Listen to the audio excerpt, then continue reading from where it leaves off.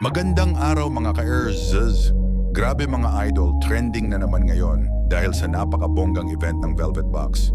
Hindi lang basta fashion show ang naganap, kundi isang makasaysayang pagkakataon kung saan ipinakilala ang mga bagong ambassadress ng Velvet Box. At hindi lang basta kung sino-sino, kundi ang mismong mga beneficiaries na noon ay walang-wala, pero ngayon nag-transform bilang mga modelo sa kanilang sariling kwento ng tagumpay. Ang saya ng eksenang ito dahil ramdam mo ang excitement ng lahat, mula sa mga audience hanggang sa mismong mga rumarampa. At eto na nga mga idol, unang lumabas sa red carpet si Queen. Noon isa lang siyang tahimik na beneficiary na halos hindi maramdaman ang presence. Pero ngayong gabi, grabe, parang tunay na reyna. Nakasuot siya ng eleganteng gown, kumikislap pa ang kanyang jewelry, at higit sa lahat, yung confidence niya, ibang level. Queen, bagay na bagay sa iyo ang pagiging unang ambassadress na ipakikilala dahil ikaw ang sumisimbolo ng lakas ng kababaihan.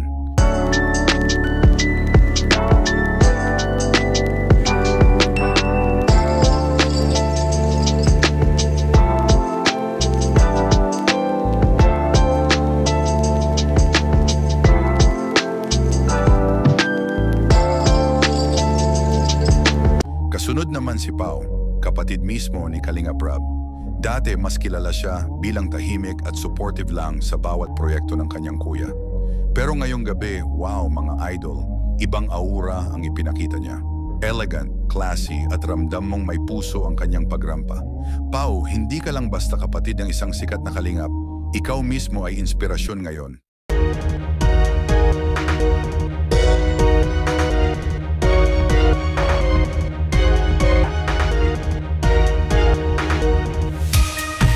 At syempre, hindi rin papahuli si Joy Diwata. Noon isa lang siyang simple at mahiyaing dalaga na halos hindi nagsasalita sa harap ng kamera. Pero ngayon, ibang Joy na ang makikita natin. Parang isang diwata talaga. Kumikinang sa entablado, ang bawat ngiti niya ay punong-puno ng pag-asa at inspirasyon.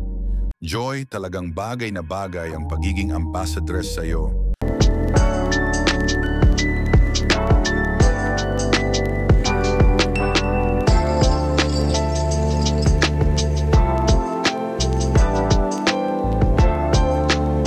Mga idol, kasunod ni Joy ay si VNC. Isa siya sa pinaka-pinag-uusapan ngayon. Noon simpleng dalaga lang na nangangarap para sa pamilya, pero ngayong gabi, grabe ang transformation. Ang kanyang gown ay parang isang prinsesa, ang kanyang confidence ay sobrang nakakahawa, at yung ngiti niya, parang sinasabi na, eto na ako, handa na akong harapin ang mundo. VNC, ikaw ay simbolo ng pag-angat mula sa wala tungo sa pangarap.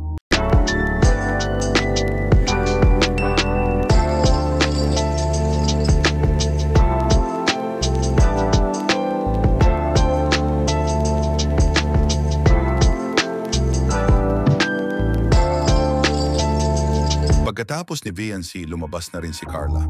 Mga idol, kung noon ay mahiyain lang siya at laging nasa gilid, ngayong gabi ay pinatunayan niyang kaya rin niyang makipagsabayan. Eleganteng-elegante ang kanyang suot. Parang isang tunay na modelo na sanay na sa ganitong klase ng event. At higit pa sa kanyang ganda, ramdam mong dala niya ang kumpiyansa na noon ay wala siya.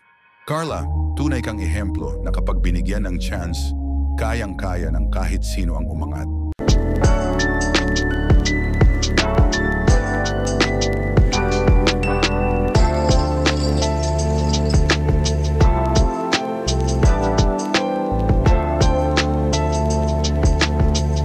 At syempre mga idol, habang pinapakilala ang mga ambassadress, ipinakita rin ang haligi ng Velvet Box. Nandoon ang Board of Directors, si Ma'am Jack Tapia Matubang, kasama syempre ang CEO na si Kalinga Prab at ang President ng Velvet Box. Sila ang nagsilbing gabay at inspirasyon para mabigyan ng ganitong pagkakataon ang mga kabataan. Kung wala ang kanilang malasakit, hindi magkakaroon ng ganitong makabuluhang pagbabago sa buhay ng mga beneficiaries.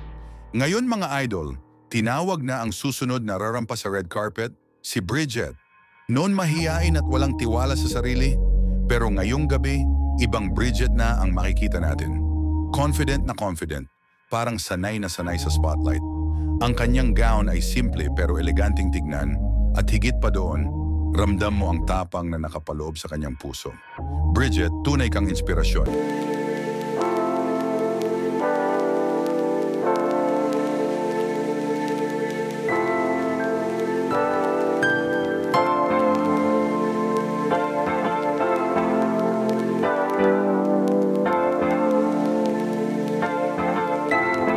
Kasunod naman si Rose Ann.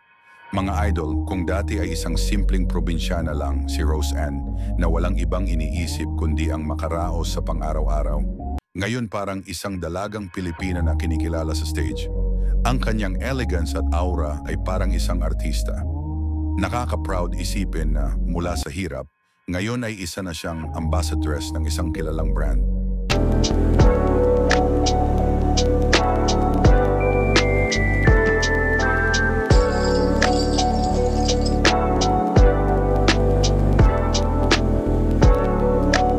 Mga idol, next na rumampa ay si Marian. Noon, simple at halos hindi mo isiping rarampas sa red carpet. Pero ngayong gabi, grabe, ang kanyang transformation ay parang isang hiyas na ngayon lang nahasa. Kitang-kita mo ang confidence sa bawat hakbang niya at yung aura niya parang pang-modelo talaga. Marian, tunay kang ehemplo na lahat ay may pagkakataong umangat basta may pagkakataon.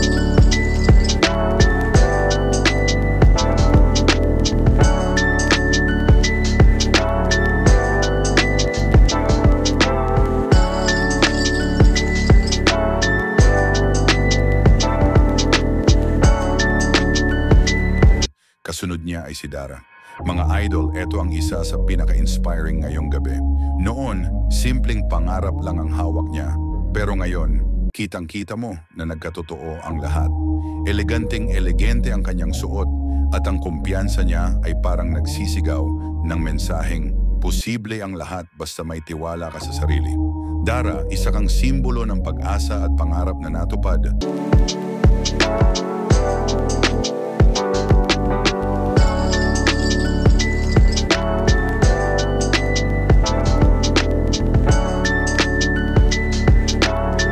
At mga idol, ang pinakahuling tinawag, ang lahat ng tao ay naghiyawan, walang iba kundi si Krista. Mga idol, alam nating lahat ang kanyang kwento. Noon isa siyang simpleng dalaga na nagtatrabaho sa babuyan para makatulong sa pamilya at makapag-aral. Walang-wala, laging nagsasakripisyo at halos walang kumpiyansa sa sarili.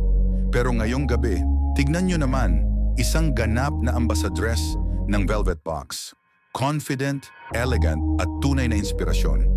Krista, ikaw ang patunay na walang imposible basta may sipag, tiyaga at suporta ng mga taong naniniwala sa iyo.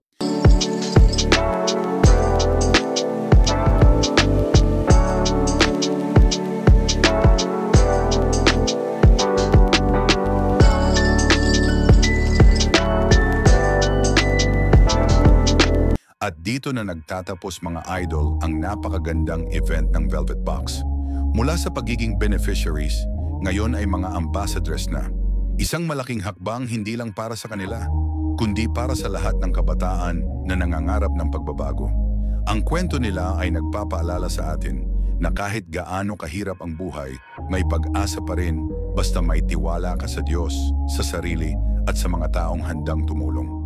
Mga idol, wag nating kalimutan, hindi lang ganda ang dala ng Velvet Box, kundi kwento ng inspirasyon at pagbabago ng buhay. Kaya naman, suportahan natin sila dahil hindi lang sila mga modelo, sila ay ehemplo ng tunay na pagbabago.